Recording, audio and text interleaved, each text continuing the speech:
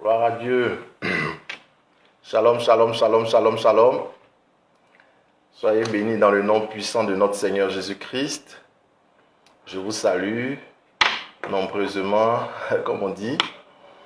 Soyez dans la paix du Seigneur. Que la paix du Seigneur, que la grâce du Seigneur soit avec vous. Aujourd'hui, nous continuons notre temps d'intercession pour la Côte d'Ivoire, la RCI et la RDC, le Congo. Je voudrais, d'entrée de jeu, qu'on commence par prier. Seigneur notre Dieu, nous te bénissons, te rendons grâce. Merci pour ce temps merveilleux. Merci pour ton sang qui coule sur nous, qui coule sur la Côte d'Ivoire, qui coule sur la RDC, sur chacune de nos éditeurs, auditrices, chacune de nos familles et de nos amis. Seigneur, nous voulons en ce jour te donner la latitude de commencer ce temps et de l'achever dans la gloire. Nous te donnons toute gloire parce que tu as déjà achevé ce que nous commençons maintenant. Dans le nom de Yeshua HaMashiach. Amen. Voilà, soyez bénis, soyez bénis, soyez bénis. Alors, je ne sais pas si vous m'entendez. Si vous m'entendez, dites Amen. Était assis, Nadège quoi, soit béni. Dr. Virginia Kwame, soit béni. Marie-Joseph Kwame, soit béni. Nela Delo, soit béni. Glory Deepness, soit béni. Alors, est-ce que vous m'entendez? Si vous m'entendez, dites que c'est parfait. Et comme ça, on continue parce que je n'ai pas le retour. Soyez bénis. Alors, aujourd'hui, nous allons continuer notre message. Nous allons continuer notre prière parce que nous sommes dans ce grand temps d'intercession pour la RDC et pour la Côte d'Ivoire. Alors, je vais m'appuyer sur le texte de base de premier texte, 2 Rois chapitre 4. 2 Rois chapitre 4. Et nous allons partager justement ce moment intéressant de prière à partir de ce texte de base, et je lirai encore un autre texte du prophète Jérémie. 2 Rois chapitre 4 à partir du verset 1. Il est écrit: une femme parmi celles des fils des prophètes cria vers Élisée en disant: ton serviteur mon mari est mort, et tu sais que ton serviteur craignait l'Éternel. Or le créancier est venu pour prendre mes 2 enfants et faire d'eux des esclaves.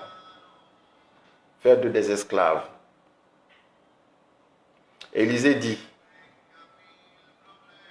que puis-je faire pour toi?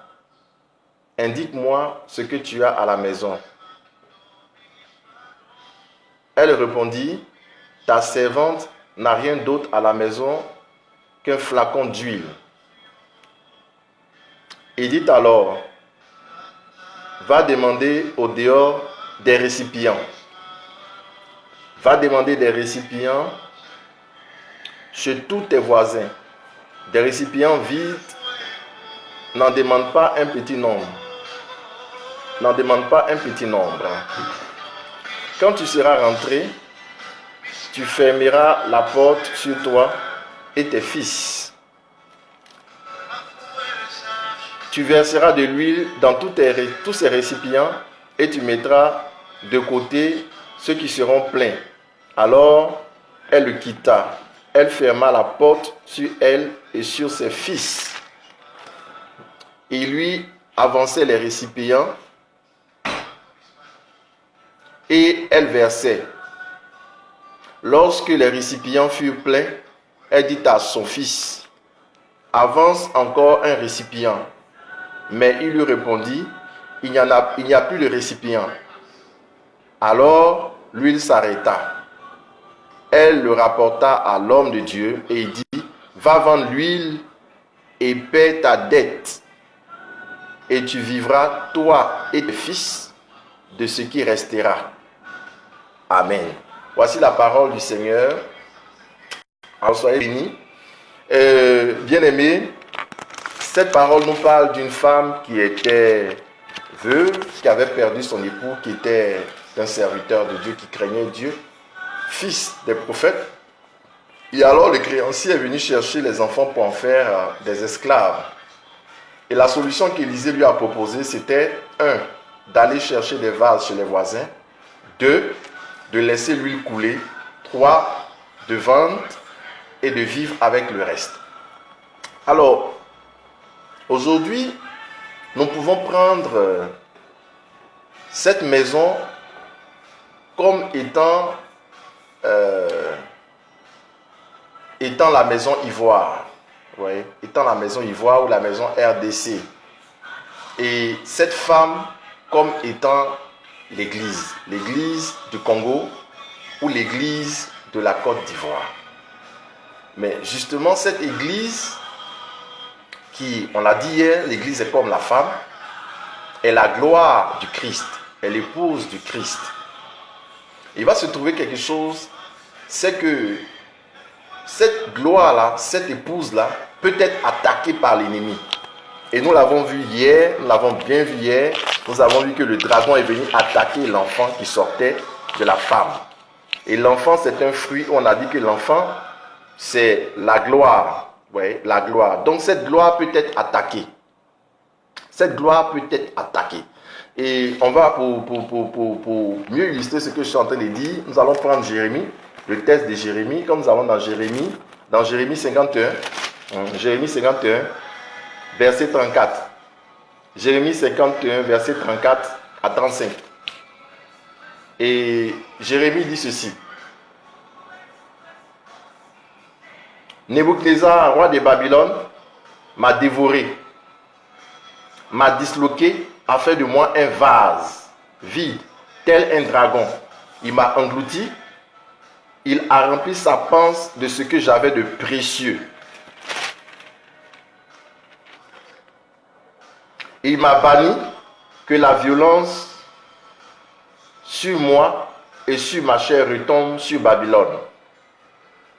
Dit l'habitante de Sion, et que mon sang retombe sur les habitants de la Chaldée. Verset 44. J'interviendrai contre Bel à Babylone, j'arracherai de sa bouche ce qu'il a englouti, et les nations n'afflueront plus vers lui. La muraille même de Babylone est tombée.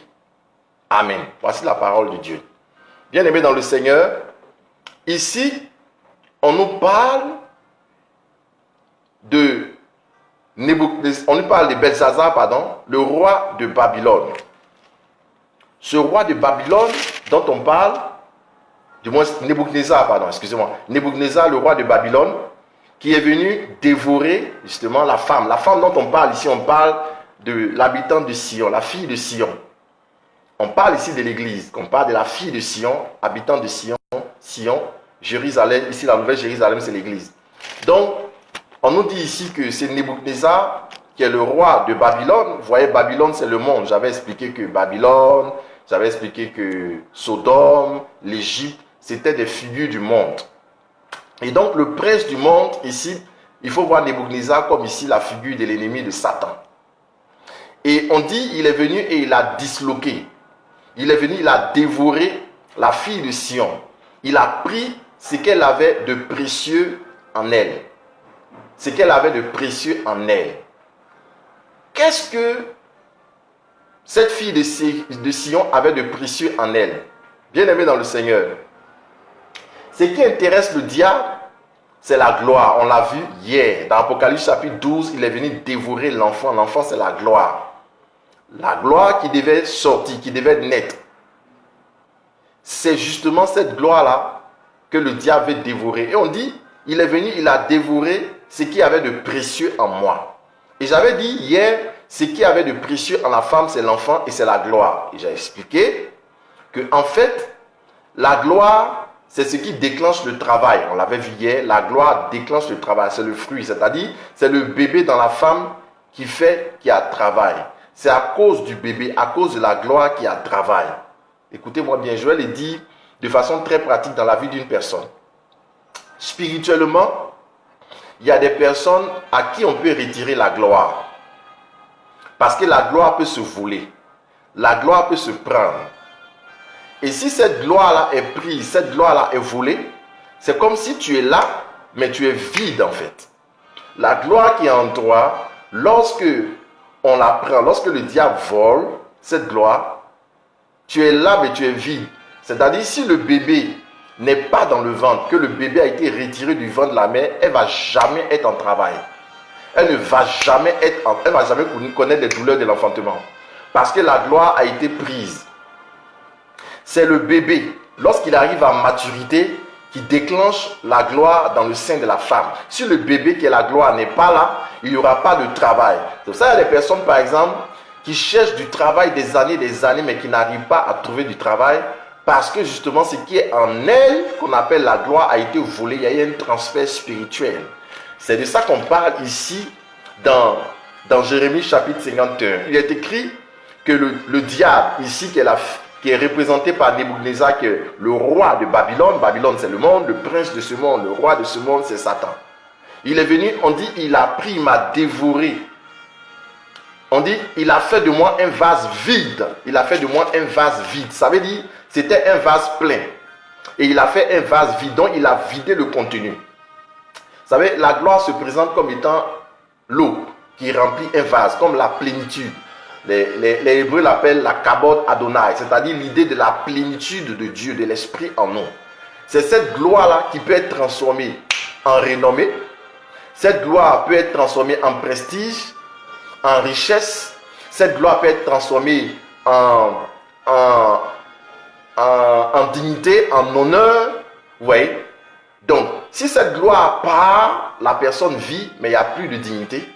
Donc, il y a la honte, il n'y a plus d'honneur, il y a le déshonneur, il n'y a plus de richesse, il y a la pauvreté. Ouais, il n'y a plus de renommée, il y a l'anonymat. Lorsque la gloire part, et j'ai expliqué que lorsque la femme tombe enceinte, automatiquement il y a une masse de grossesse qui fait qu'elle devient telle comme dans l'anonymat. C'est la même chose quand on vole la gloire. Ici, rappelez-vous que j'avais donné une vision. Dans cette vision, je voyais donc ce loup noir qui tenait ce bébé qui saignait. Et donc qui était en train de comme boire le sang de ce bébé qui était en train de dévorer le bébé qui était la gloire. Je l'ai vu sur le Congo. Et j'ai dit que quelque chose s'est passé au niveau du Congo. C'est quelque chose de spirituel qui a fait que on a comme étouffé l'église du Congo. Écoutez-moi bien. Donc, quelque chose s'est passé. C'est un combat spirituel qui fait que le diable, n'est-ce pas, a dévoré ce qui a de glorieux. Parce que dans Apocalypse chapitre 12, rappelez-vous que si Michel n'était pas descendu pour combattre, n'est-ce pas, n'était pas descendu pour combattre, il allait se trouver que le bébé allait être, n'est-ce pas, pris, allait être dévoré. Comme si la femme allait être privée de son bébé. Allait être privée de son bébé. Alors, il faut donc protéger ce bébé. Il faut protéger cette gloire-là. Il faut protéger cette gloire dans ce pays. Donc, que ce soit en Côte d'Ivoire, que ce soit au Congo. Aujourd'hui, que faut-il faire? Parce qu'il est possible, donc, vous voyez, dans Jérémie 51, il est donc possible qu'on vole la gloire, mais il est aussi possible qu'on récupère la gloire. Et c'est ce que la Bible nous dit. La Bible nous dit ceci. La Bible dit ceci que... la Bible dit que le dragon a englouti, n'est-ce pas? Il a rempli sa panse de ce qu'il avait de précieux. Qu'est-ce qu'il avait de précieux? Ce qu'il avait de précieux, c'est ce qu'on appelle la gloire. Et au verset 44, il montre très bien, il dit, j'interviendrai contre Bel à Babylone. J'interviendrai contre Bel à Babylone. Ouais. J'interviendrai contre Bel à Babylone. J'arracherai de sa bouche ce qu'il a englouti. Et les nations n'afflueront plus vers lui. Vous voyez? Donc Babylone est venu prendre ce que Sion avait de précieux. Il y a un transfert qui s'est passé. Ce que Sion avait de précieux, Babylone a pris pour aller, n'est-ce pas? Et on parle ici de Bel. J'interviendrai contre Bel à Babylone. Quand on parle de Bel ici, c'est le diminutif de Belzéboul. On parle ici du diable. Donc qu'est-ce qu'il a fait? Il est venu, il a volé sur Sion. Il a volé en Sion la gloire. Ce que Sion avait, n'est-ce pas, de glorieux. Ce que Sion avait de précieux, n'est-ce pas? Bel, c'est un esprit, Belzébul, Bélial, ou tout ce que vous voulez, a pris cette gloire et est parti de telle sorte que la gloire n'était plus à Jérusalem.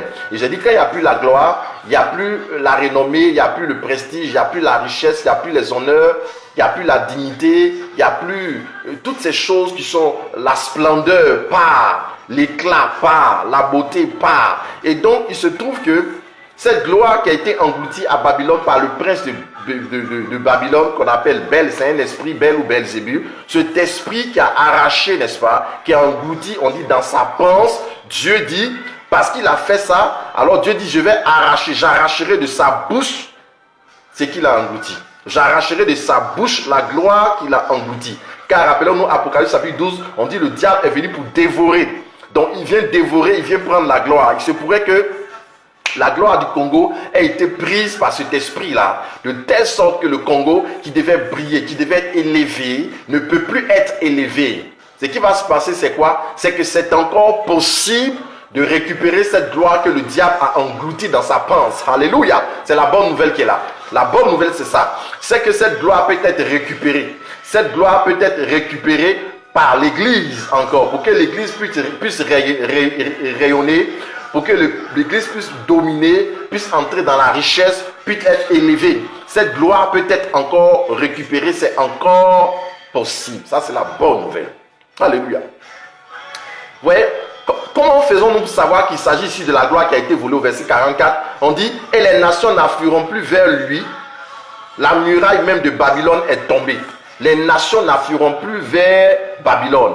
Et la muraille de Babylone est tombée. Pourquoi? Parce que quand cet esprit-là est venu voler la gloire sur le Congo pour partir à Babylone, c'est-à-dire dans le monde, dans le royaume des ténèbres, cette gloire étant là-bas, il y a une clôture autour. On parle de la muraille de Babylone autour, on parle d'une clôture autour de cette gloire qui fait que justement les nations affluent vers le monde. Vous allez voir qu'au Congo, des choses bizarres se passent. Là-bas, il y a tellement d'abominations, tellement de dépravation et toutes ces choses qui se passent. C'est ça la manifestation, n'est-ce pas, de Belzébul, du royaume des ténèbres. Les gens aiment les choses des ténèbres. Vous voyez, en Côte d'Ivoire, ce fut une période comme ça. La rue Princesse, ces choses qui se passaient à Boaké, le monde des ténèbres, ces choses bizarres qui se passent, comment on appelle, le fait d'être friand pour les choses du monde sur la Côte d'Ivoire. Et bien c'est ça, c'est-à-dire, c'est comme si la gloire qui devait être profitable à l'église a été transposée, n'est-ce pas, dans les ténèbres de telle sorte que ça attire les gens vers les ténèbres. Mais c'est possible encore de ramener cette gloire-là, n'est-ce pas, au vrai propriétaire, c'est-à-dire l'église. Mais comment cela peut se faire? C'est par l'intervention de Dieu. Dieu a la capacité de récupérer cette gloire, n'est-ce pas, qui a été prise. Donc c'est comme si il y a une force vive qui manque. Quand quelqu'un a perdu la gloire qui était en lui, c'est comme la force vive là manque. Tout ce que tu vas faire, tu fais, mais il y a quelque chose d'essentiel qui t'a quitté qu'on appelle la gloire. Et alors, vous savez, dans la Bible, quand on parle du souverain sacrificateur ou quand on parle du prêtre, on parle du prophète, le prêtre, le prophète ou le roi, quand on parle du prêtre, du prophète ou du roi, donc le sacrificateur, n'est-ce pas, le prophète ou le roi, ils ont tous des tenues. Ils ont tous des tenues. Le prêtre a une tenue, le prophète a une tenue, le roi a une tenue. Donc leurs tenues, leurs vêtements, leurs manteaux, n'est-ce pas, sont en fait, donnent une indication, comme le dit le livre d'Exode, Exode 36, la Bible nous dit ça, donne une indication de son rang, une indication de sa dignité, n'est-ce pas, une indication de son honneur, de sa louange. Le vêtement, c'est ce qui permet, n'est-ce pas, de donner la louange à quelqu'un. Quand vous voyez un roi qui passe, vous le reconnaissez à ses apparats. C'est-à-dire, c'est qu'il porte sa couronne, c'est qu'il porte son anneau, son sceau, c'est qu'il porte ses vêtements, c'est qu'il porte son sceptre, le petit bois qu'il a là, n'est-ce pas, son sceptre qu'il prend pour gouverner. Ce sont des éléments extérieurs qui permettent de reconnaître le roi. Si le roi se promène sans ses vêtements, tu peux ne pas savoir que c'est le roi. Mais quand on voit ses vêtements sur le roi, alors quiconque voit le roi se prosterne pour lui donner honneur. Le prophète aussi a un manteau. Et ce manteau, quand on le voit, on sait que celui-ci est un prophète. Donc le prêtre aussi a un vêtement, a une tunique.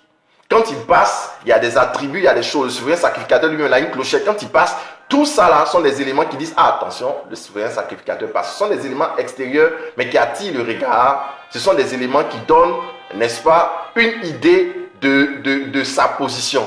Qui donnent une idée de sa position. Vous voyez? Donc, c'est important de savoir que lorsque la gloire part, ces éléments extérieurs là sont comme si ça avait disparu, ou comme si ça avait sali, ou ça avait perdu leur éclat. À partir de ce moment, on ne peut plus donner justement la dignité, on ne peut plus donner l'honneur, on ne peut plus reconnaître le rang. C'est pour ça que dans une nation comme le Congo, la Côte d'Ivoire, lorsque l'Église perd sa gloire, n'est-ce pas? Lorsque cette gloire est dévorée par l'ennemi, l'Église n'a pas sa position qu'il faut. Les hommes de Dieu n'ont pas, n'est-ce pas? On ne les honore pas tel qu'il faut les honorer. On ne les met pas à leur position où il faut les mettre. L'Église n'a pas la position dominante qu'il faut. C'est un signe que quelque part la gloire est touchée. La gloire est touchée. Mais c'est possible que cette gloire soit restaurée. Alors comment cette gloire est restaurée? Rappelez-vous que la Bible nous dit dans Romains chapitre 3 verset 23, tous sont péchés et sont privés de la gloire de Dieu. Le péché donc permet de faire une transaction. Le péché fait que la gloire part.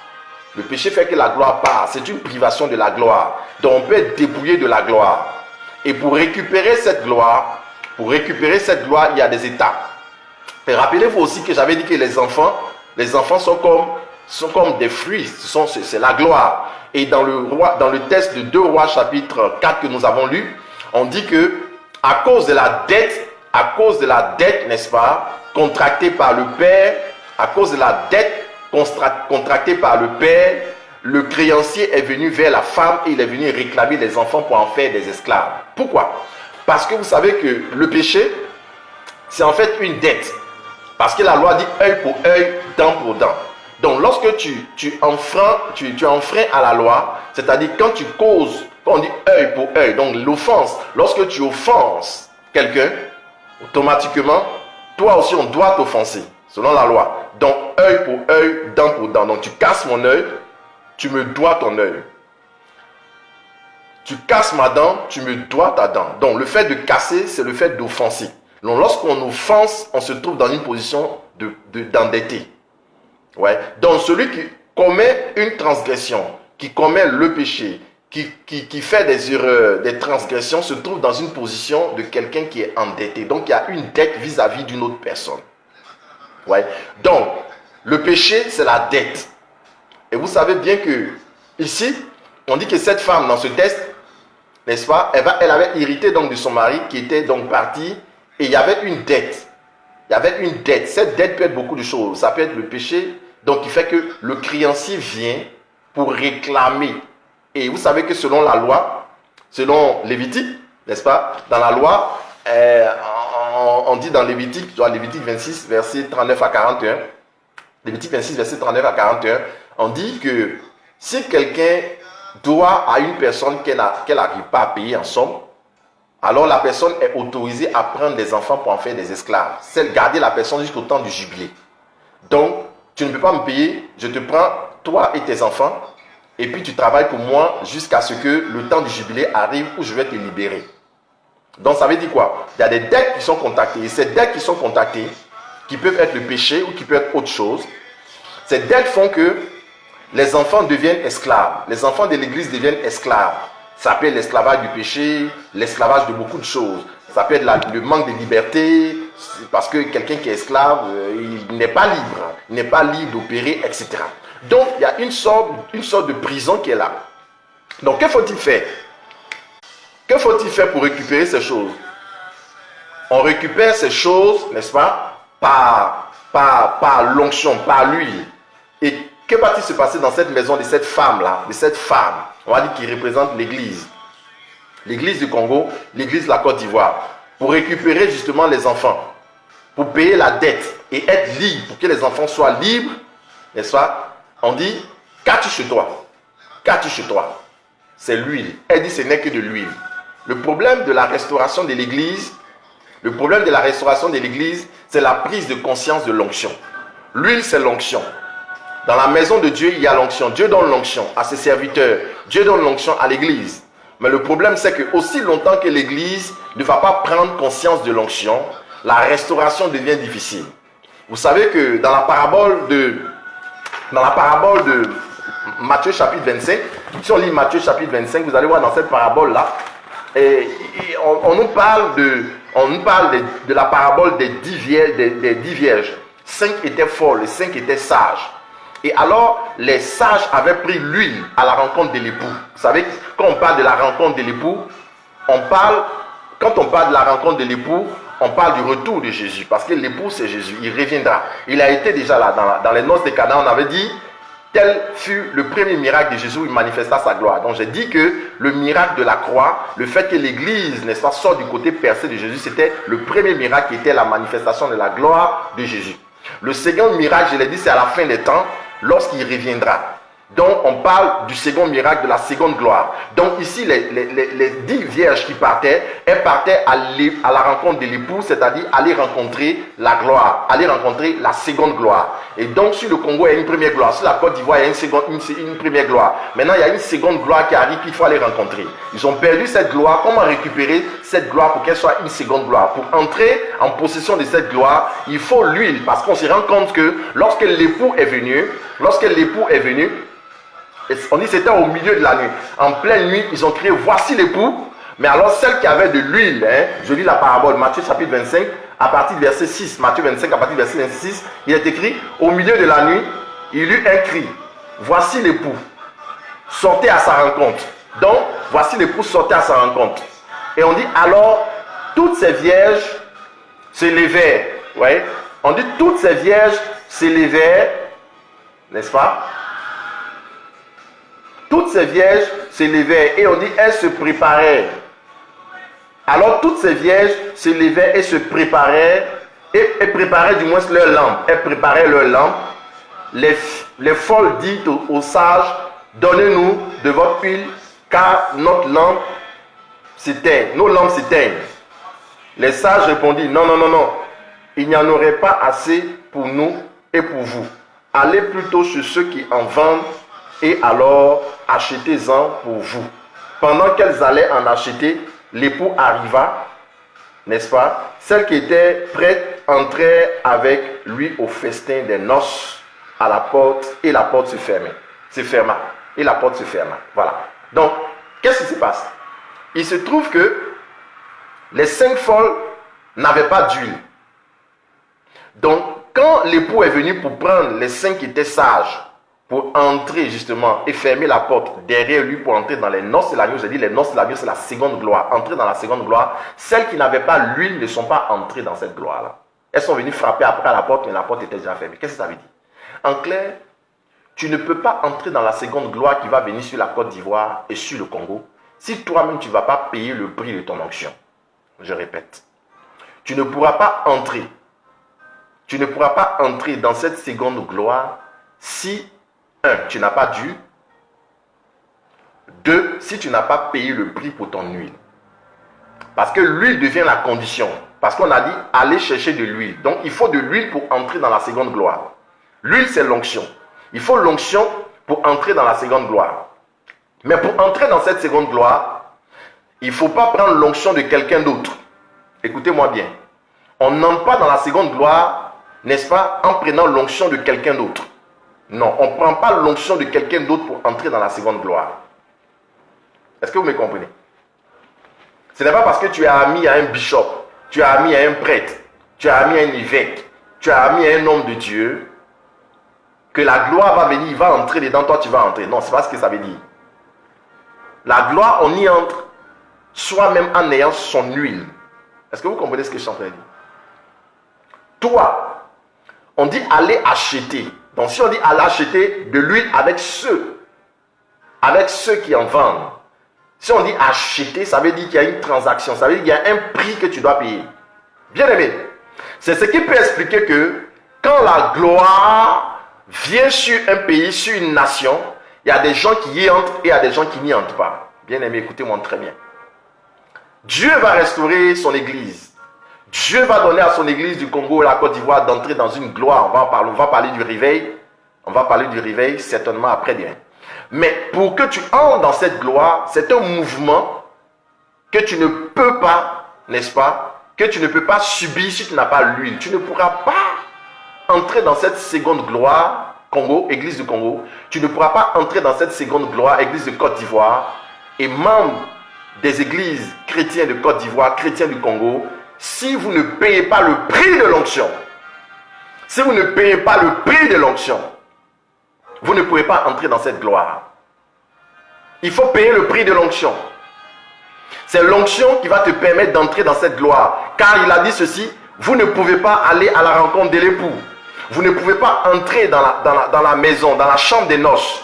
Vous ne pouvez pas entrer, n'est-ce pas, dans cette chambre des noces. Vous ne pouvez pas entrer dans la demeure, n'est-ce pas, du grand Dieu pour les noces de l'agneau. Vous ne pouvez pas si vous n'avez pas de l'huile en main. Mais pas n'importe quelle huile. Parce que les folles ont voulu prendre l'huile des autres, des sages. Elles disent, donnez-nous, prêtez-nous votre huile. Elles disent, non, non, non, non. C'est pas, ça ne se prête pas à ça. Vous savez, quand un homme de Dieu prêche, il exerce le ministère. Par exemple, mon onction, quand j'exerce le ministère, ça peut te bénir. Mais ça, ce n'est pas ton huile. Si vous comprenez, je peux utiliser mon huile, mon onction pour te guérir. Je peux utiliser mon huile, mon onction pour te délivrer, pour te libérer, pour te restaurer, pour te faire prospérer. Mais ce n'est pas ton huile, ça. Ça, c'est mon huile à moi. Est-ce que quelqu'un comprend ce que je suis en train de dire? Parce que mon huile peut te faire du bien. Ouais. Les folles là, elles marchaient. Hein? Les autres avaient de l'huile, la lumière était allumée. Comme elles n'avaient pas l'huile, les lampes étaient éteintes. Les autres, elles ont bénéficié de la lumière des autres. Mais pour entrer dans la gloire là, on dit tu ne peux plus bénéficier de la lumière des autres. Tu ne peux plus utiliser l'huile. Toi-même, tu as besoin de ton huile. Bien aimé, tu peux utiliser mon onction. Je peux utiliser mon onction pour te bénir.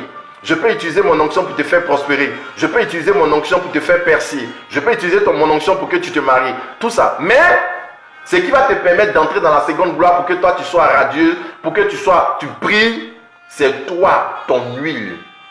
Mais toi, tu dois payer le prix pour ton huile. Je ne sais pas si vous comprenez ce qu'il dit. Tu dois payer ton prix pour avoir ton huile. Car il y a un prix à payer pour l'onction. Parce que l'onction restaure. L'onction restaure. Écoutez-moi bien. 1 Samuel chapitre 1 Samuel chapitre 16. Lorsque Samuel était allé donner l'onction à David dans la maison de Jessé, ce qui va se passer, c'est quoi? C'est que Samuel a dit ceci: si je vais donner l'onction au roi dans la maison de Jessé, Saül va la prendre. Et si Saül la prend, mais je suis foutu. Mais Saül, je suis foutu à Saül. Alors, puisque Saül était le roi qui était là, et toi, Dieu, tu dis que tu as vu un roi à la place de Saül. Autrement dit, tu es en train de dire qu'il y a un roi qui va remplacer Saül. Il faut que moi, Samuel, j'aille le oindre. Or, si je vais le oindre, la nouvelle va partir dans les oreilles jusqu'aux oreilles de Saül. Et Saül va dire alors, mais comment se fait-il que tu allais oindre toi, Samuel, un autre roi à ma place alors que je suis encore vivant? Qu'est-ce que ça veut dire ça? Donc, Samuel dit, Seigneur, c'est vrai que tu m'envoies aller faire ça, mais je vais avoir des problèmes. Parce que Saül là, il risque de me créer des problèmes. Donc toi-même, il faut que tu vois cette affaire. Alors Dieu a dit ceci. Il lui dit, si Saül te demande, qu'est-ce que tu es allé faire là-bas? N'est-ce pas? Il faut lui dire ceci. Je suis venu offrir un sacrifice à l'Éternel. 1 Samuel chapitre 16, verset 2. Il dit, Samuel dit, comment irai-je? Saül l'apprendra et me tuera. L'Éternel dit, tu amèneras avec toi une génisse et tu diras, je suis venu offrir un sacrifice à l'Éternel. Vous voyez? Je suis venu. Donc, pour Dieu, la façon et le moyen qu'il a trouvé pour échapper à la mort, c'était de dire, je suis venu offrir un sacrifice à l'Éternel. Or, vous savez que Dieu ne ment pas. Dieu est la vérité, donc Dieu ne ment pas et Dieu ne ment jamais. Parce que Dieu est la vérité. Donc, si Dieu dit, donner l'onction, c'est offrir un sacrifice, ça veut dire que donner l'onction, c'est offrir un sacrifice. Vous comprenez? Ça veut dire quoi? Sacrifier l'animal. Autrement dit, il y a toujours un prix à payer pour avoir l'onction. Parce que oindre d'une personne, c'est sacrifier. Regardez, j'avais expliqué hier que la corne servait à oindre. La corne servait à oindre.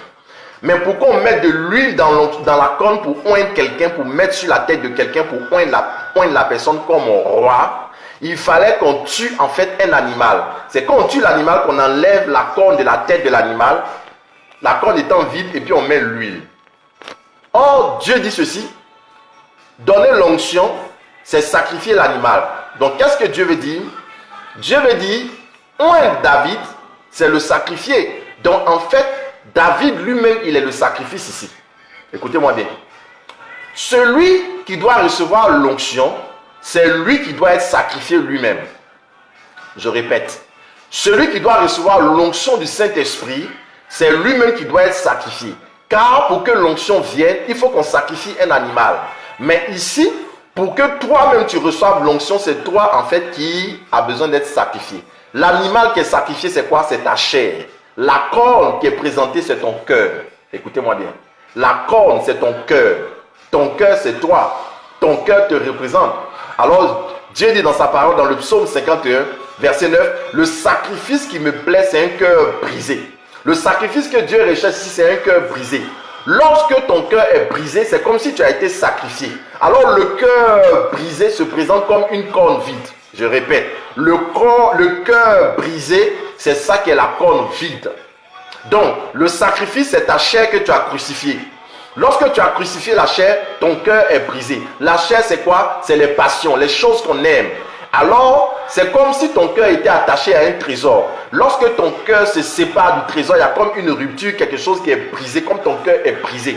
Parce que tout trésor, notre cœur est attaché à tout ce que nous appelons trésor. Lorsque nous nous séparons du trésor, c'est comme si le cœur se brise. Et ce cœur brisé s'ouvre comme un vaisseau, s'ouvre comme une corne. Et c'est ce qui reçoit l'huile. En fait, la corne, c'est toi-même. J'avais dit, la corne, hier, j'avais dit que la corne, c'est un roi. Apocalypse chapitre 17, verset 10. J'avais dit que les rois là, n'est-ce pas? J'avais dit les 10 rois sont 10 cornes. Donc, un roi, c'est une corne. Donc, David devait être roi, c'était lui la corne.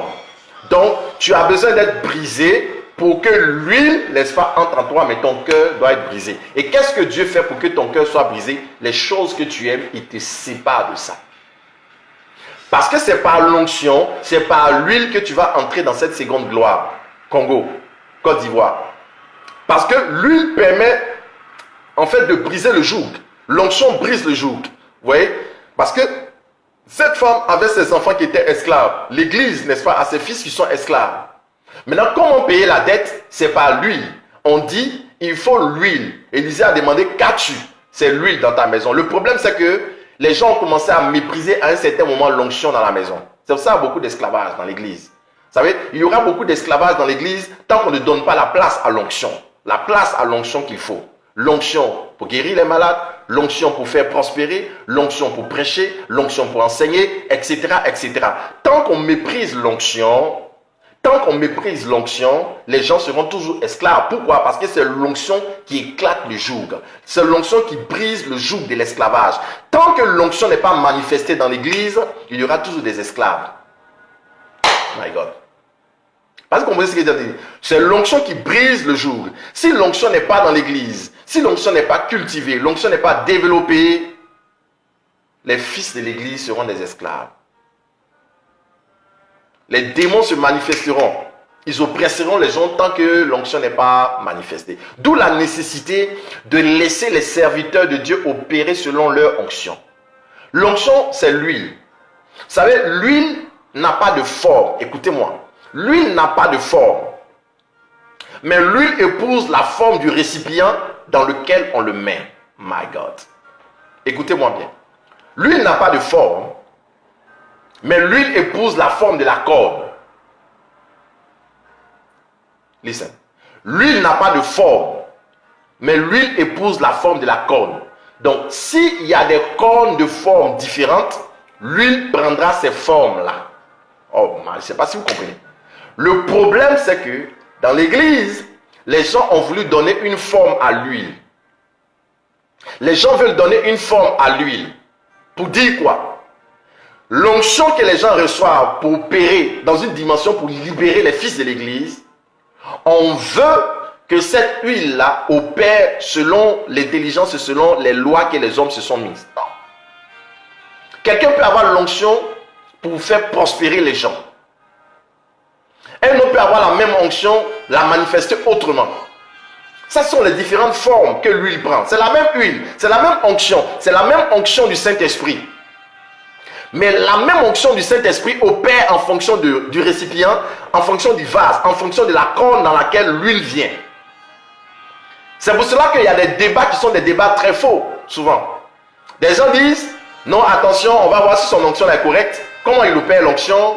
Comment lui fait? On n'a jamais vu telle manifestation. Lui, il ne guérit pas les malades. On ne guérit pas les malades comme ça. On ne fait pas comme ça. Pour guérir les malades, il faut faire comme ça. Il faut faire comme ça. Il faut faire comme ci. Il faut faire comme ci. Lorsqu'on veut commencer à donner une forme traditionnelle à l'huile, lorsqu'on donne une forme traditionnelle à l'huile, c'est qu'on commence à mépriser ce que Dieu veut faire. Parce que l'huile n'a pas de forme, frère. Mais l'huile opère en fonction de la forme du récipient dans lequel l'huile est. Frère, ça veut dire quoi en clair?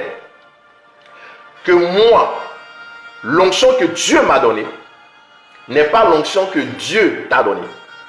Pourquoi? Parce que nous sommes des vases différents. Nous sommes des cornes différentes. L'huile vient en moi et se manifeste en moi en fonction de ma personne. Et comme ma personne est différente de ta personne, la manifestation de l'onction selon ma personne sera différente de la manifestation de l'onction selon ta personne. À partir du moment où tu commences à me demander d'opérer comme toi, tu es en train de me dire que je suis identique à toi. Parce que l'onction justement opère en fonction. Ouais, Moïse, il a divisé la mer Rouge avec quoi? Un bâton. Il a levé le bâton. Josué, il a traversé le Jourdain avec un javelot. Élisée, il a divisé le Jourdain avec quoi? Un manteau. C'est pas la même chose. Samson, il utilisait une mâchoire d'âne pour tuer les gens. Le problème, c'est que l'huile, n'est-ce pas, dans l'église, on veut lui donner une forme institutionnelle. C'est là le problème. C'est pour ça qu'il y a beaucoup d'esclaves dans l'église. Alors, si vous voulez que l'église soit restaurée et totalement restaurée, il faut prendre conscience de l'onction. Aujourd'hui, d'autres personnes disent l'onction, c'est pas important. L'onction, c'est pas important. Le plus important, c'est d'aller au ciel. L'onction, non. L'onction, c'est l'approbation de Dieu pour faire quelque chose. L'onction du Saint-Esprit, c'est l'approbation de Dieu pour faire quelque chose par sa puissance. L'Esprit du Seigneur est sur moi, il m'a consacré par l'onction. Luc chapitre 4, verset 18. L'Esprit du Seigneur est sur moi parce qu'il m'a consacré par l'onction pour guérir les malades. Donc, guérir les malades a besoin de l'onction.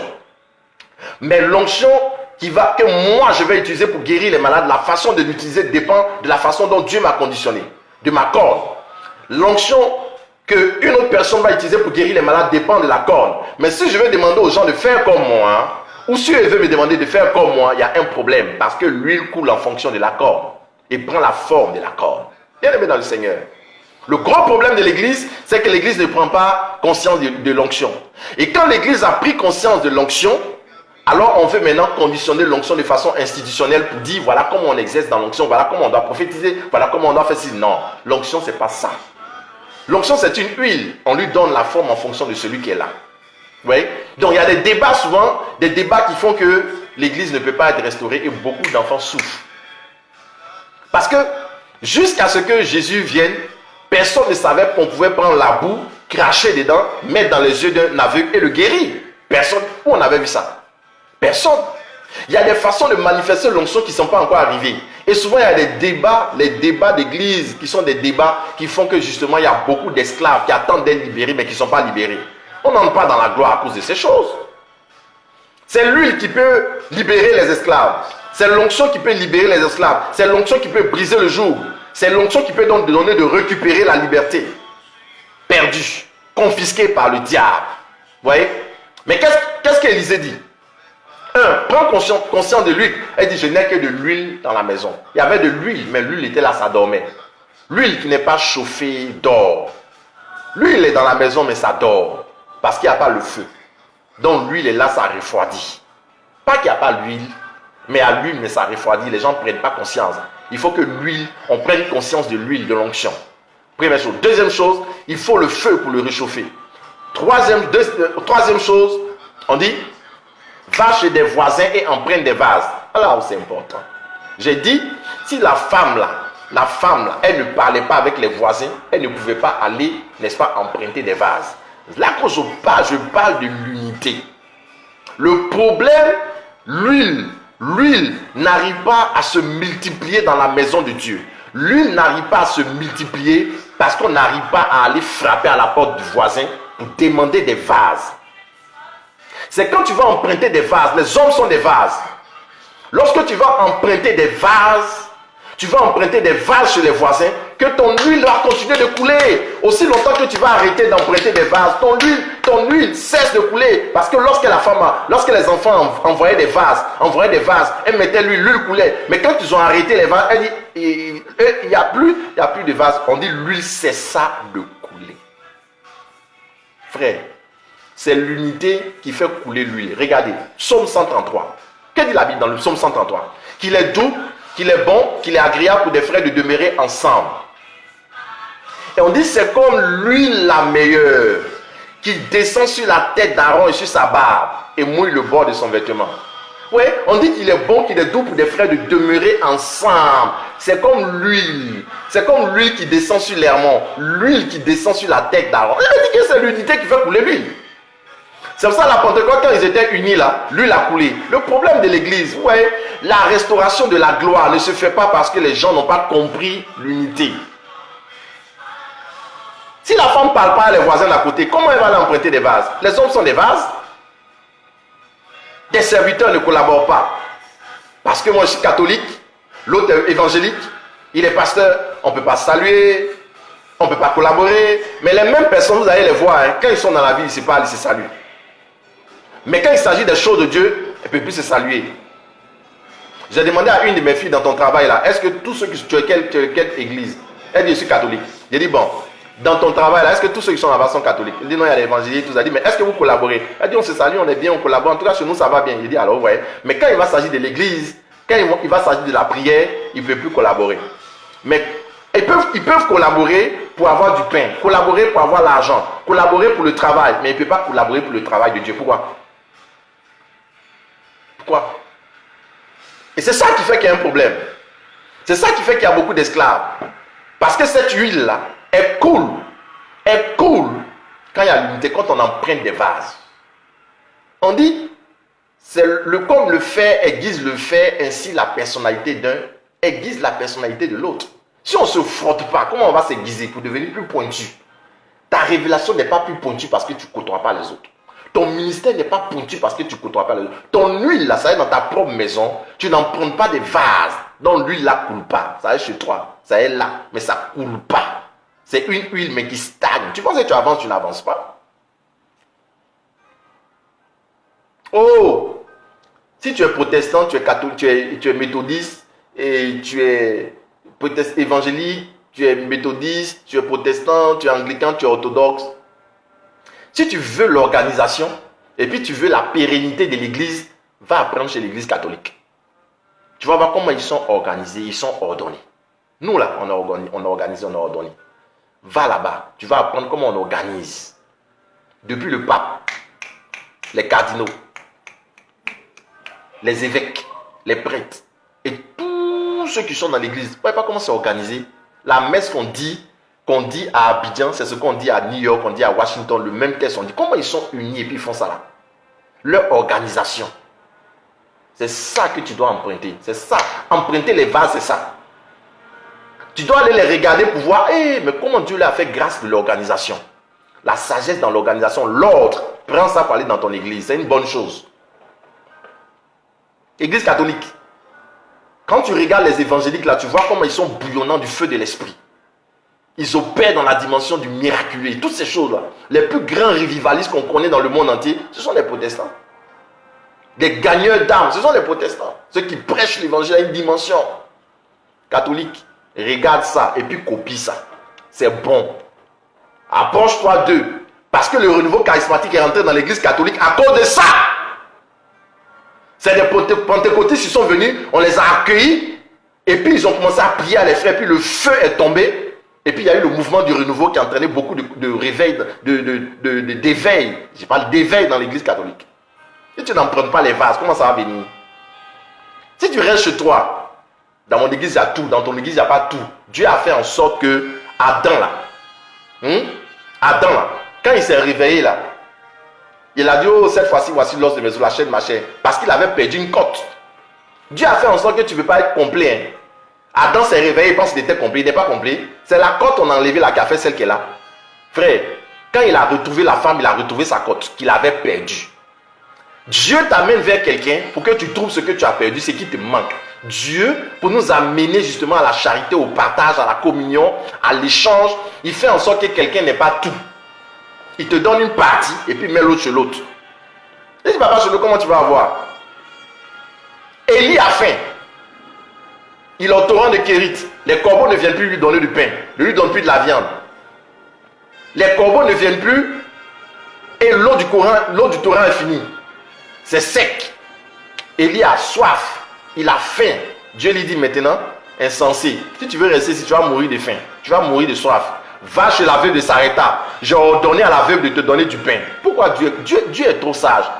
Il sait que si Élie lui seul vit et puis il a du pain, il a la prophétie, il a tout là, il ne va pas s'occuper de quelqu'un. Donc qu'est-ce qu'il a fait? Il a fait que Élie manque de ce qui était essentiel dans le moment, le pain et l'eau. Maintenant il a fait en sorte que Élie ait la prophétie et la vision. Il a la vision, il a la prophétie. Dieu lui parle, mais il n'a pas de pain pour manger. Frère, il faut avoir l'onction, il faut avoir tout ce que tu faut. Mais si tu as faim là, ton onction va aller où? Donc maintenant Dieu dit, ta nourriture là, j'ai ordonné à la veuve de te nourrir. Ta nourriture que tu cherches pour que tu sois équilibré là, ça va être chez la femme là, la veuve. Va là-bas. Maintenant la veuve aussi, elle est dans le désert, elle n'a pas à manger. Elle est sûre qu'elle va mourir. Il n'y a pas à manger. Mais ce qu'il lui faut, la nourriture dont elle a besoin là, ça va venir par un miracle, par une parole. Donc il lui faut la parole.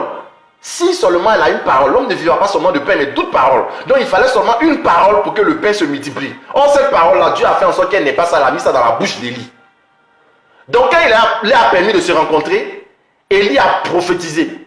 Il dit, il n'y aura point d'huile, point de farine ne vont manquer dans ton vase. Mais avant, donne-moi à manger d'abord. Donc la femme donne à Élie pour que Élie ait ce qui lui manque. Élie prophétise pour lui envoyer la parole, pour qu'elle reçoive la parole qui lui manquait, et alors les deux vont avoir l'abondance, ils vont manger et ils vont être équilibrés jusqu'à la traversée du désert. C'est ça le problème de l'église. Ce qui te manque chez toi, ça va chez l'autre. Va emprunter chez tes voisins. Tant que l'église va rester égoïste comme ça, ne peut pas aller emprunter chez les voisins, frère, la gloire dont on parle pour le réveil sera divisée. C'est pour cela qu'à la Pentecôte, on dit qu'ils étaient tous unis en train de prier, les langues de feu sont tombées. C'est dans l'unité que les langues de feu tombent du ciel. Frère, ce n'est pas dans la division. Vous voyez que tout ce que vous êtes en train de faire, il a dit hier, tout ce que vous êtes en train de faire pour vous critiquer, vous condamner. Moi, je dis les choses, je m'en fous de quelqu'un. Ça, on connaît comment il parle en Côte d'Ivoire. L'unité, là, il parlait de ça, il parlait de ça tout le temps. Ça ne plaît pas de personne, je parlerai de ça. Comment?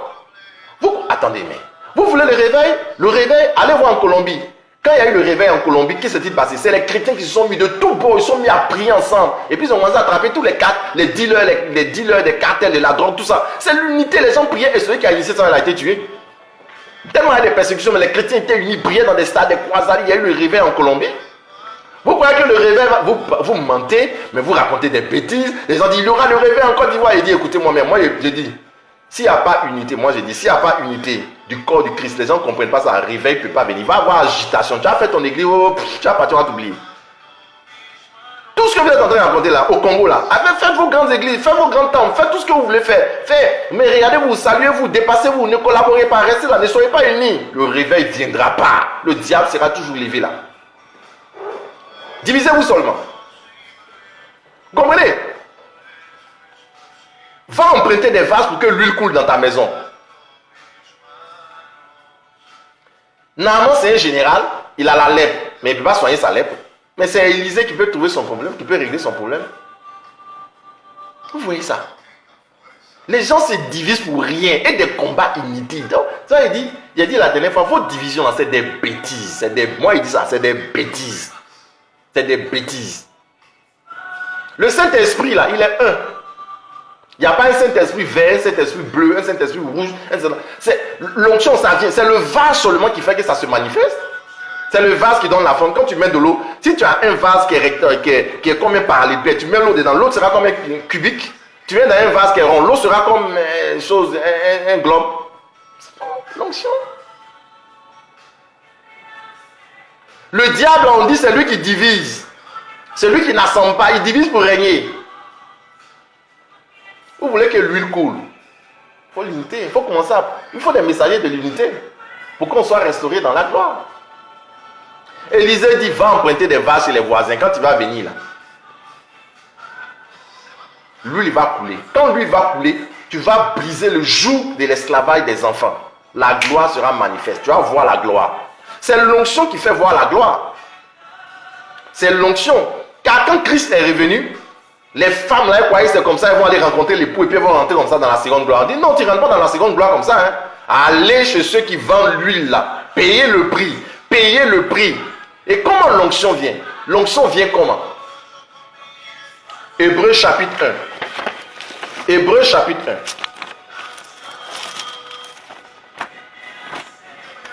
Hébreux chapitre 1. Regardez, on dit quoi verset 9? Tu as aimé la justice, tu as haï l'iniquité, c'est pour cela, oh Dieu, ton Dieu t'a oint d'une huile te distinguant, te préférant aux autres. C'est ça? C'est pas ce qu'il dit? Hébreux chapitre 1, non? Verset 9, il dit quoi? Il dit, tu as aimé la justice et tu as haï l'iniquité. C'est pourquoi, oh Dieu, ton Dieu t'a oint avec une huile d'allégresse, te préférant à tes compagnons. Tu as aimé la justice et tu as haï l'iniquité. Tu as aimé la justice. La justice, c'est quoi? La justice de Dieu, c'est quoi? Fais aux autres ce que tu souhaiterais qu'on te fasse. Matthieu chapitre 7, verset 12. Voici la loi, les prophètes, c'est la justice du royaume. Fais aux autres ce que tu souhaiterais qu'on te fasse. Aime ton prochain comme toi-même. Comme toi-même, tu t'aimes là. Aime l'autre comme ça. Comme toi, tu aimes ton église. Aime l'autre église. Tu es catholique, de toute façon, tu aimes ton église catholique là. Aime aussi l'église des protestants, des évangéliques comme ça. C'est le même Saint-Esprit qui travaille là-bas. De toute façon, tu es évangélique là. Tu aimes ton église là. Aime aussi l'église catholique comme toi-même. On dit aime ton prochain comme toi-même. C'est pour ça que la Bible dit dans Matthieu 24, la Bible dit quoi? Que l'amour d'un grand homme refroidira. Pourquoi l'amour d'un grand homme refroidira? À la fin des temps, l'amour d'un grand homme refroidira. Pourquoi? Parce que le diable sait que c'est par l'amour, par la charité. Tu as aimé la justice. C'est pour ça que Dieu donne l'onction, il t'a oint. L'onction vient par l'amour. Il y a une différence entre la puissance et l'onction. Hein? La puissance là, tu n'as pas besoin d'amour pour que ça vienne. Brrr, par la puissance de Dieu, boum, on prie, ça fait tomber. Mais l'onction là, c'est l'amour. C'est pour ça que Dieu te brise. Toi-même, tu es le sacrifice. Il va te casser, il va te briser. Comme David, il va t'envoyer derrière les moutons là-bas. Tu vas apprendre à savoir comment, quand il pleut, la pluie te frappe alors que tu es au dehors. Tu vas apprendre à sentir l'odeur de pipi de mouton. Tu vas apprendre à défendre les moutons au risque de ta vie. Au risque de ta vie. C'est là que l'onction vient. Quelqu'un qui n'a pas l'amour en lui, l'onction ne peut pas se manifester dans sa vie. Il a la puissance, mais il n'a pas l'amour. Il n'a pas l'onction. Tu as aimé la justice. Tu as haï l'iniquité. C'est pour cela, oh Dieu, ton Dieu t'a oint d'une huile d'allégresse, te préférant, te distinguant aux autres. Les chrétiens sont devenus trop méchants. Vous priez, vous levez les mains, oh Seigneur, que le réveil vienne, que la puissance vienne, le réveil ne va pas venir. C'est agitation. Tu t'agites pour rien. C'est ce qu'on appelle réveil. Beaucoup d'églises au Congo, beaucoup d'églises en Côte d'Ivoire. Mais ils passent le matin, ils ne se saluent même pas. Comme dans la parabole, du bon samaritain. Quelqu'un est blessé là. On dit le sacrificateur est passé, il a regardé, il a dépassé. Le lévite est venu, il a regardé, il a dépassé. Maintenant l'autre est venu, il a pris, il l'a mis dans l'auberge et puis il a payé pour lui. C'est lui là, c'est ça que Dieu regarde, ça c'est le visage de l'amour, c'est ça l'onction. Quand quelqu'un a l'onction, il devient charitable. Il se penche vers le problème des autres. Il va vers les autres. Jésus a l'onction. Il a donné l'onction pour guérir quoi? Pour guérir les gens. L'Esprit du Seigneur est sur moi parce qu'il m'a consacré par l'onction. Guérir les aveugles. Délivrer les captifs. Libérer les opprimés. Prêcher la bonne nouvelle. Etc. etc. L'onction vient pour. C'est la manifestation de l'amour. Ce que tu as aimé. C'est par amour qu'il allait au désert souffrir pendant 40 jours parce qu'il savait qu'il y avait des esclaves à libérer. Les gens cherchent l'onction. Mais pourquoi? Pour qu'on les voit. L'onction, pour que son église grandisse. On dit c'est lui le super bishop, le super homme de Dieu, le super pasteur, le super prêtre, le super évêque. Ça là, c'est pas ça que Dieu regarde. C'est ton cœur. Dieu ne regarde pas l'apparence, c'est le cœur qui regarde. L'amour d'une multitude se refroidira à la fin des temps. Et le diable sait ça, il rend les chrétiens méchants, égoïstes. Partage pas, salue personne. Il se lève, il va dimanche à son culte, il rentre et il dit comme ça, il vit sa vie chrétienne. Personne ne s'occupe de personne. Personne ne regarde personne. On ne salue pas les voisins, personne. On ne collabore pas avec quelqu'un. Et on veut que l'huile coule dans l'église. Et on veut des grands miracles. On veut que Dieu accomplisse ce qu'il a accompli au temps d'Élie. On veut voir Dieu accomplir ce qu'il a accompli au temps des actes des apôtres. Vous ne verrez pas ces signes tant que vous n'êtes pas unis, tant que vous ne priez pas d'un même cœur, comme à la Pentecôte. Il n'y avait pas de division à la chambre haute. Est-ce qu'il y avait division à la chambre haute? Ça, je dis, on voit tout ça. Il dit, c'est tout ça là. Les histoires de... Dieu va surprendre l'église du Congo et de Côte d'Ivoire. Écoutez, il va commencer à prendre des enfants, des jeunes, des gens même, vous pensez même pas que ces personnes-là puissent exercer. Ils vont commencer, des gens sans instruction. Les Pierre, ils étaient sans instruction, un pécheur. On dit c'est un gars sans instruction qui prêchait, les gens étaient étonnés. Dieu va donner l'onction. Tous ceux même qu'on voit aujourd'hui sont à la tête. Dieu va déshériter beaucoup de personnes. Hein, pour donner l'onction à des personnes, pour confondre les nations, confondre les sages et les intelligents. Ceux qui se disent sages et intelligents.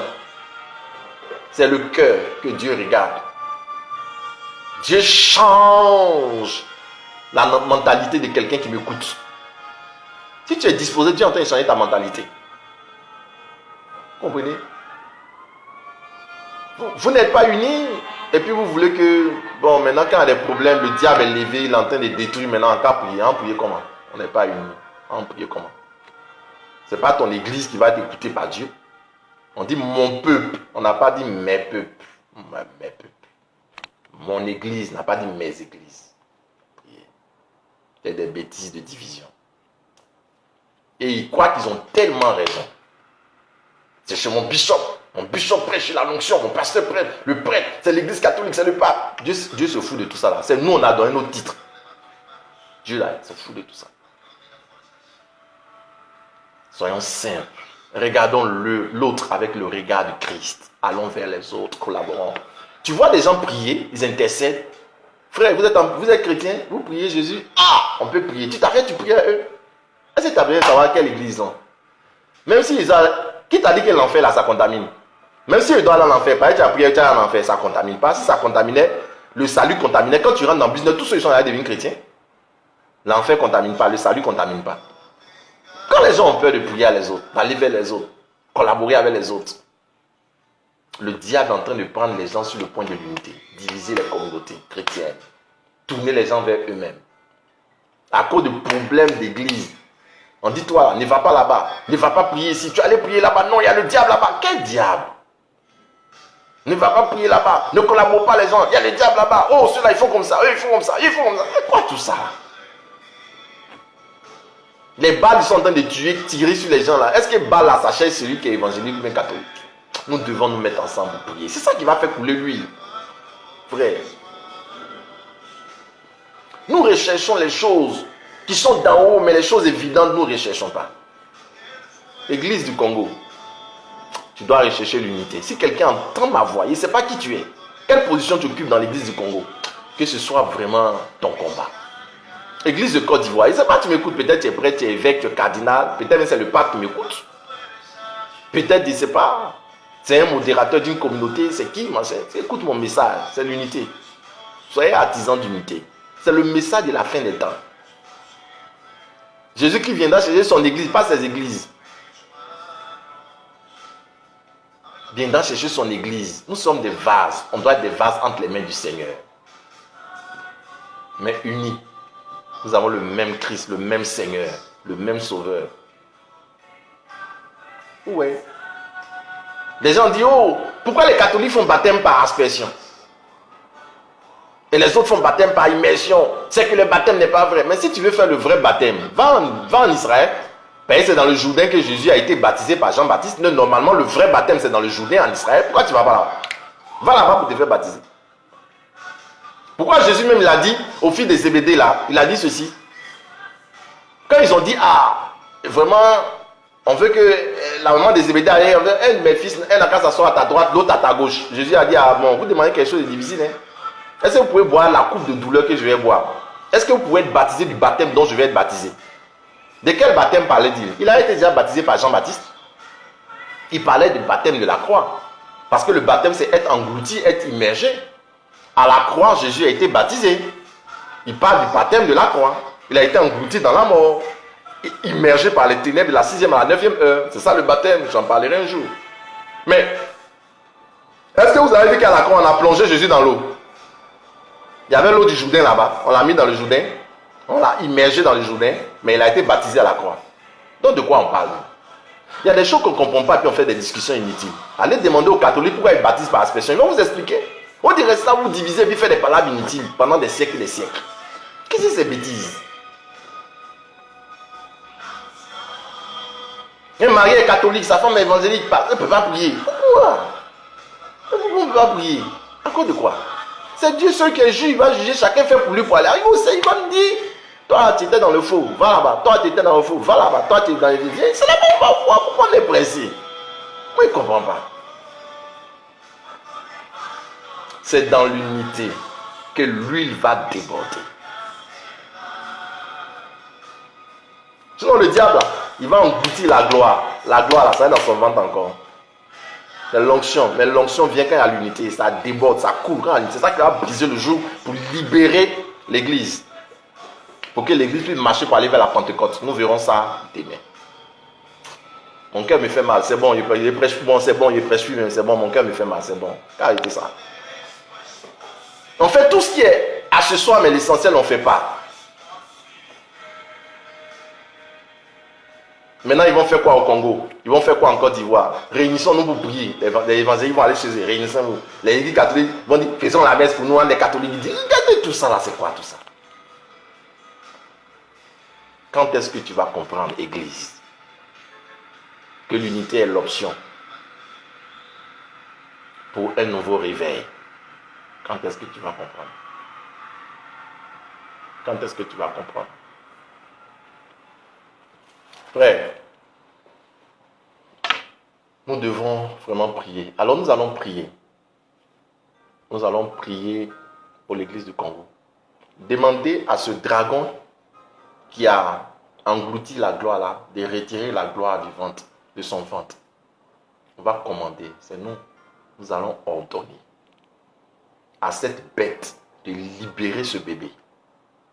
Christ est la résurrection. Il peut ressusciter encore ce bébé qui était mort. Ressusciter cette gloire. Nous allons demander au Seigneur de dégager celui qui disperse pour que l'unité vienne. Élève la voix et prie.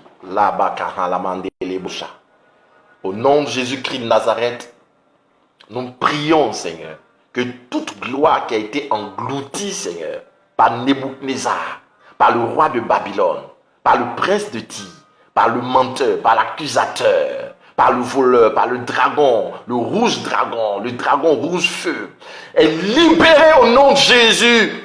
Père, je prie et nous prions, Seigneur, dans le nom puissant de Jésus-Christ, en union, en communion de prière, nous prions que ton onction soit libérée. Seigneur, libère les serviteurs de Dieu. Avec l'huile, avec l'onction, une onction nouvelle sur le Congo, sur la Côte d'Ivoire. Permets que l'huile coule dans les vases. Permets que l'huile coule dans les vases, dans des formes que tu auras prévues toi-même. Père, nous te prions dans le nom.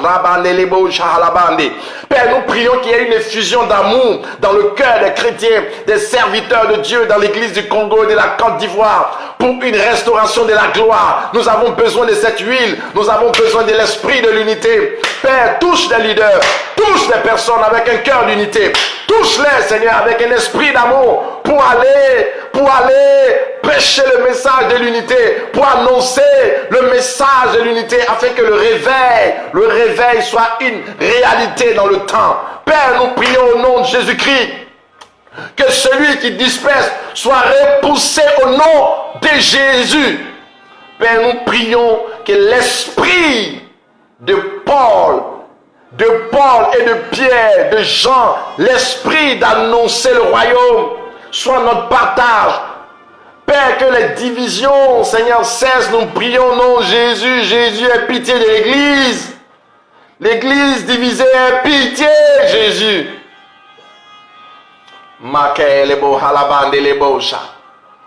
Seigneur, nous prions que tu touches le cœur des décideurs, que tu touches le cœur des chrétiens pour l'unité. Nous gagnons beaucoup dans l'unité, Seigneur. Que cette unité soit le fer de lance, Seigneur, dans ces temps prophétiques. Dans ces temps prophétiques de l'agression des églises du Congo et de la Côte d'Ivoire. Jésus, merci pour ce que tu es en train de faire, ce que tu vas encore faire. Merci Jésus. Nous ne sommes rien, nous n'avons rien, mais c'est toi qui est l'essentiel de notre vie. Nous voulons te bénir, Seigneur, pour ce que tu vas faire. Nous croyons, Seigneur, que cette prière est une semence qui va toucher ton cœur. Merci Yeshua Hamashiach. Merci Yeshua Hamashiach. Nous allons faire notre prière. Mon cœur est dans la peine aujourd'hui. Nous allons faire notre prière. Et Daniel chapitre 9, du verset 4 au verset 11, le verset 17 à 19. Vous allez répéter après moi. Je prierai le Seigneur, mon Dieu, et je lui ferai cette confession. Ah Seigneur, Dieu grand et redoutable, toi qui gardes ton alliance et ta bienveillance envers ceux qui t'aiment et observent tes commandements. Nous avons péché. Nous avons commis des fautes. Nous avons été méchants et rebelles. Nous nous sommes détournés de tes commandements et de tes ordonnances. Nous n'avons pas écouté tes serviteurs, les prophètes qui ont parlé en ton nom, à nos rois, à nos princes, à nos pères et à tout le peuple du pays. À toi, Seigneur, la justice et à nous la honte. Comme en ce jour aux hommes de Juda, aux habitants de Jérusalem et à tout Israël. À ceux qui sont près et à ceux qui sont loin, dans tous les pays où tu les as chassés, à cause des infidélités dont ils sont rendus coupables envers toi. Éternel, à nous la honte au visage, à nos rois, à nos princes et à nos pères, parce que nous avons péché contre toi. Auprès du Seigneur notre Dieu, la compassion et le pardon. Car nous avons péché, nous avons été rebelles envers toi. Nous n'avons pas écouté ta voix, notre Dieu, pour suivre ces lois que tu as mises devant nous par l'intermédiaire de tes serviteurs les prophètes. Toute la Côte d'Ivoire, tout le Congo a transgressé ta loi et s'est écarté sans écouter ta voix. Alors se sont répandues sur nous les imprécations et les serments qui sont écrits dans la loi de Moïse, serviteur de Dieu, parce que nous avons péché contre Dieu. Il a accompli la parole qu'il avait prononcée contre nous et contre nos chefs qui nous ont gouvernés, en faisant venir sur nous de grands malheurs. Maintenant donc, ô notre Dieu, écoute la prière et la supplication de ton serviteur, et pour l'amour de notre Seigneur, fais briller ta face sur ton sanctuaire dévasté. Mon Dieu, prête l'oreille et écoute. Ouvre les yeux et regarde nos ruines et la ville sur laquelle ton nom est invoqué. Car ce n'est pas à cause de nos œuvres de justice que nous te présentons nos supplications. C'est à cause de tes grandes compassions. Seigneur, écoute. Seigneur, pardonne. Seigneur, sois attentif, agis et ne tarde pas. Par amour pour toi, ô mon Dieu, car ton nom est invoqué sur ta ville et sur ton peuple. Amen. Amen. Amen. Voici la parole de Dieu. Que Dieu nous bénisse. Que Dieu nous bénisse. Alors, demain, nous allons parler de la restauration de la nation congolaise, de la restauration de la nation ivoirienne. Et c'est important de prier. Vous avez vu vous-même déjà ce qui a commencé à se passer en Côte d'Ivoire. Suivez un peu l'actualité. Vous voyez, les gens ont commencé à marcher et tout ça. Dieu merci, il a commencé à pleuvoir aujourd'hui. On me dit, ce n'est pas allé très loin. Continuons de prier. Continuons de prier. Prions aussi pour le Congo.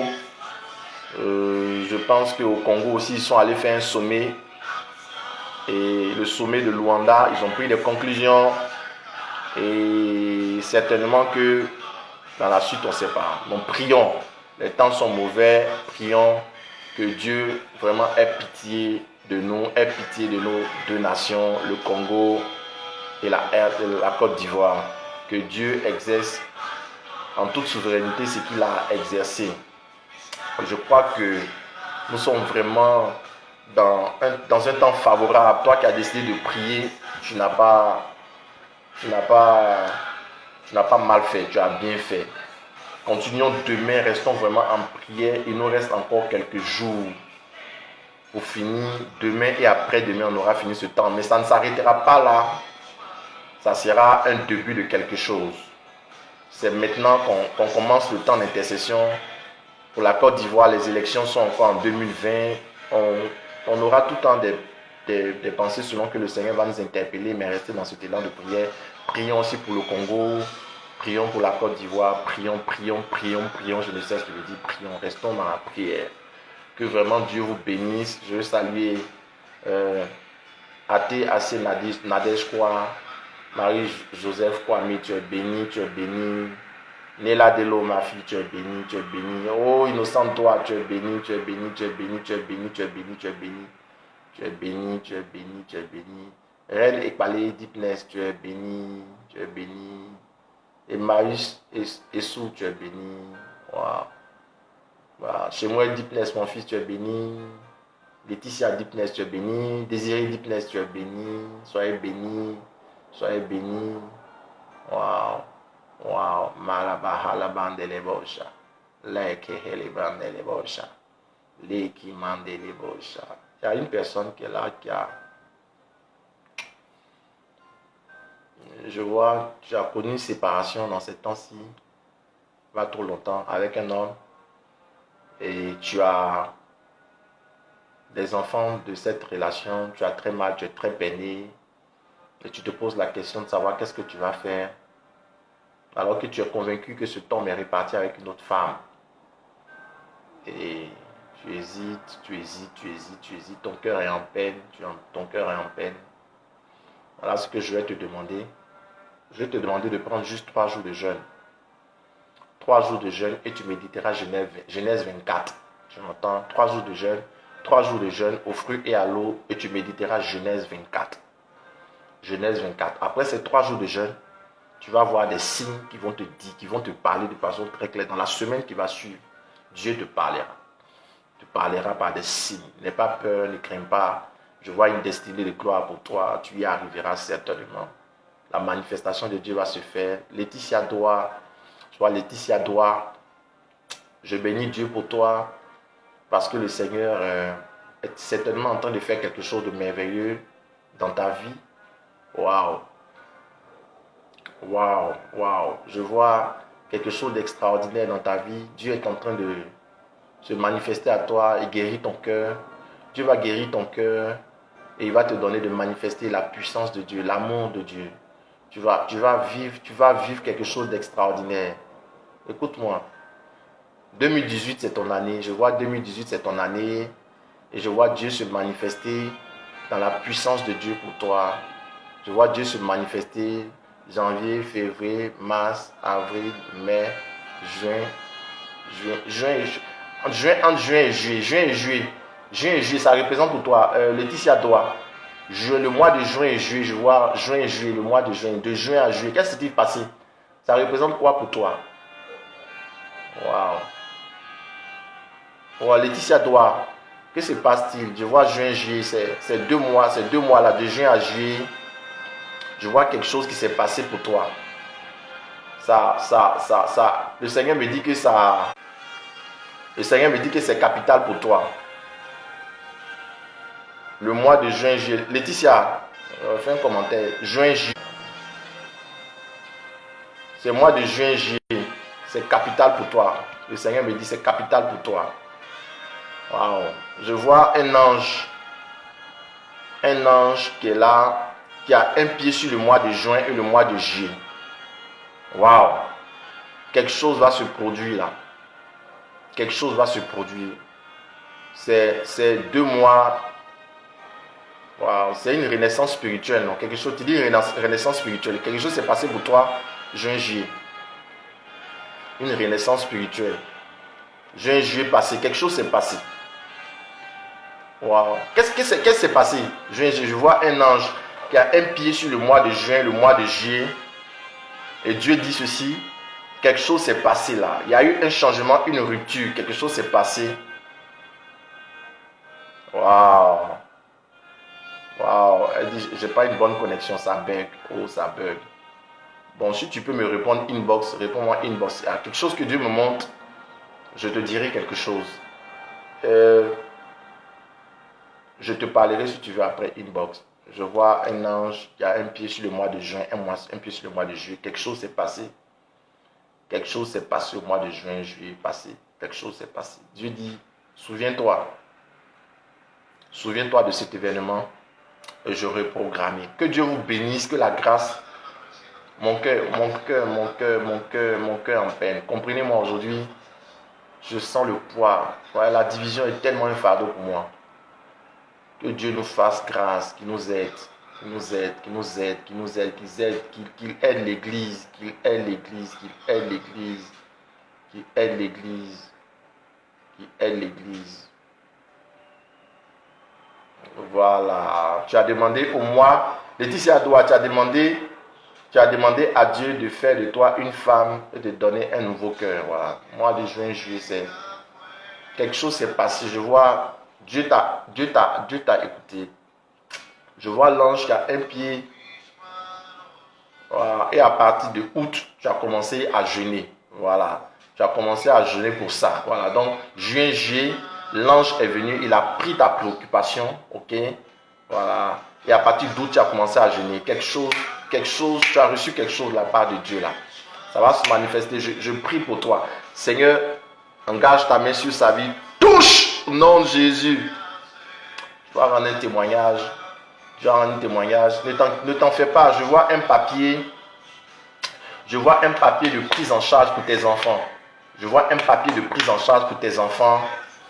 vois, c'est un papier qui va donner d'avoir plus d'avantages. Pour la prise en charge de tes enfants. Tu es béni. Tu vas voir une manifestation puissante de Dieu. Je vous aime, que la grâce de Dieu soit avec vous, que l'amour de Dieu le Père, la grâce de notre Seigneur Jésus-Christ, la communion du Saint-Esprit nous garde dans le nom de Yeshua HaMashiach. Voilà, André Doris, tu es béni, sois béni encore, sois béni. Au nom de Jésus, Amen. Innocent Doigt, tu es béni.